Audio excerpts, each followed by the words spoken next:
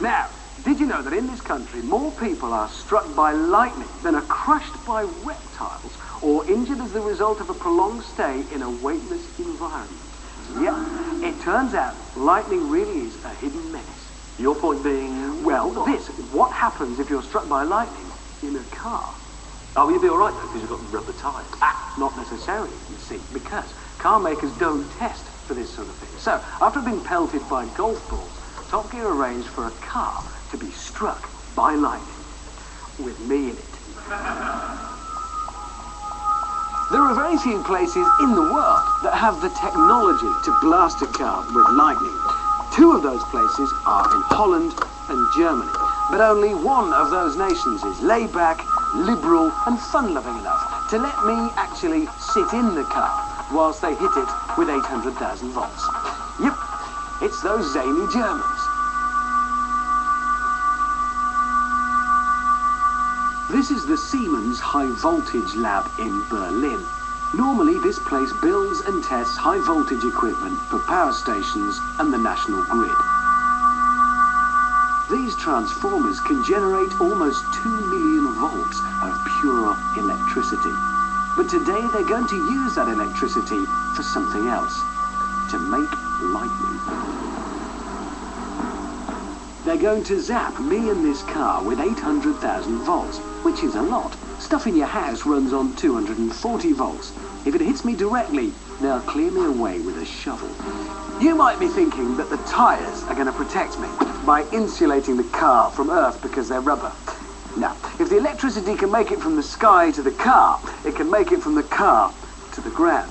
What's going to protect me is this, the body shell itself. Like all cars, the new Golf's body forms a Faraday cage. And a Faraday cage is something that attracts electricity and then sends it shooting around the outside so that whatever's inside shouldn't be harmed. But the problem is, this isn't like brakes or airbags. Car firms don't test for lightning strikes, so I've no idea how it'll go. Right, my life is now in the hands of A-level physics. The lightning will come out of these transformers, along the wires, and then shoot down to the car. What was that?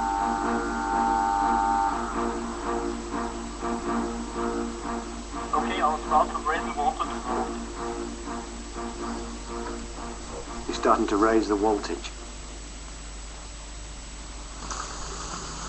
200,000 volts.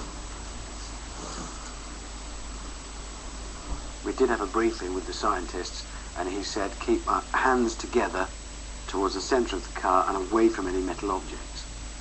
But it's a car. It's made of metal. 400,000 volts. I can hear a noise. I can hear a buzzing now. 600,000 volts. It's really buzzing now. I don't know what's going to happen when it does come. I'm about to be hit by lightning. I know I am. It's building. It really is building. It builds the tension with it. It's quite a strange... You can almost feel the tension.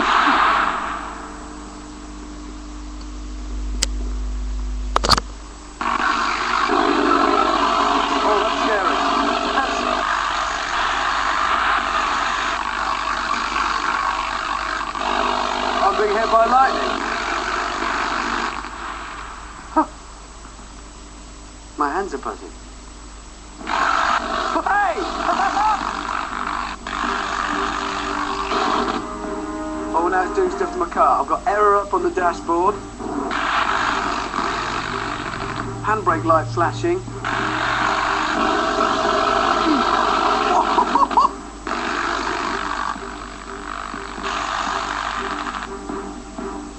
So it works. Assuming I'm not now talking to you with wings and a half, I'm alive. The question is the car? Well, the electric windows work, obviously. Lights, they work. Stereo, that's nice, lovely. Indicators, I mean everything. And it starts. It still works. Amazing.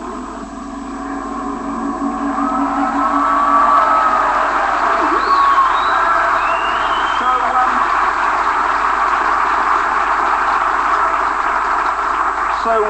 killed to death then? No, I wasn't, but I did prove that if you do live in, I don't know, that thunderstorm valley in Oklahoma and you crash into a substation in your car, everything's going to be fine. Good, another top gear, top tip there, Yes. very useful. Let's do the cool wall, shall we? Yeah! Porsche Carrera GT came here last week, as you know.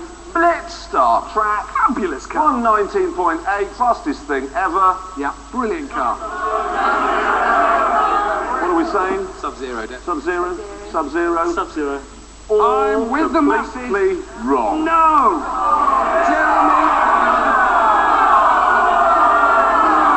It's vulgar! Listen to them, they're right on. It's not It's a vulgar car. It's beautiful. If you turn up to pick up Kristin Scott Thomas in that, she's going to say, you're showing off. Yes, she is. And you're right. going to go, I am actually. It's just a hypercar. Disagree. None of those hypercars can be cool. So what about this then? McLaren, SLR, Sub-Zero, uncool, wrong, cool. Hang on. You agree? Hang on a minute. You agree? Yeah, I think it's cool. You think it's cool? What did you? Have you got an opinion on anything? It's cool. Anyone? Who said it was uncool? Hold on. Wait a minute. Why do you think it's uncool? Because it's as vulgar as the Ford. In fact, it's less good looking than the Ford. I saw it going around the Yes. track, and it's ghastly. He's so wrong. Just hang on a second. According to these new, again, added rules of cool, according to Clarkson, you said hypercars like this and like that are uncool. So according to what you've just said, it belongs down. I mean, If you turn up to pick Kristin up in that, she's going to think it's a Merc, like a C-Class diesel. No, you have to be not. You have to be a monumental car bore to know that's a McLaren. You do. It's as spangly as a giant disco glitter ball. Look at it. It's cool. It's cool, and that's an end. The thing It's the end. But It's the end of the discussion. oh, it's scary close up. BMW 6 Series. What do we think of that? Cool? Cool? We think this is a cool car. And it's a first. It's the first cool BMW on our wall. The question is, though, is it a good one? Well, we sent James west to find out.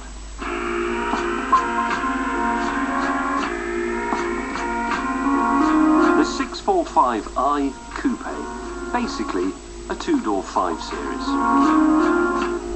Unusually for a modern BMW, most of the styling is fairly uncontroversial. You could even call it pretty. I would. What's not unusual, though, is the way it drives. The engine is in the front, where it should be. The power goes to the rear wheels, as it should. And the whole thing feels like a piece of precision engineering.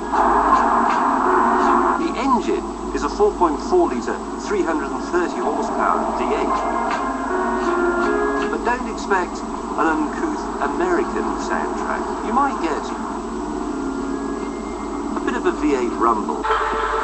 But for the most part, it's just a smooth, civilized hum.